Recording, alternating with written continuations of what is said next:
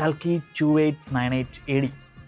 കിടിലൻ മൂവി എന്ന് പറഞ്ഞാൽ കിടിലൻ മൂവി. എനിക്ക് അതിനപ്പുറത്തേക്ക് വേറെ ഒന്നും പറയാനില്ല. നാഗശൻ എൻ്റെ പറഞ്ഞാൽ എന്തുവാണ് അങ്ങേര് മേക്ക് ചെയ്ത് വെച്ചിരിക്കുന്നത്. ഇന്ത്യയിൽ തന്നെ ഏറ്റവും കൂടുതൽ മുതൽ മുടക്കി ഇറങ്ങിയിരിക്കുന്ന പടമാണ്. 600 കോടി. ആ 600 കോടിയും പുള്ളി കൃത്യമായിട്ട് ആ പടത്തിനകത്ത് ഇങ്ങനെ ഉണ്ടാക്കി വെച്ചിട്ടുണ്ട്, അങ്ങനെ തന്നെ പറയണം.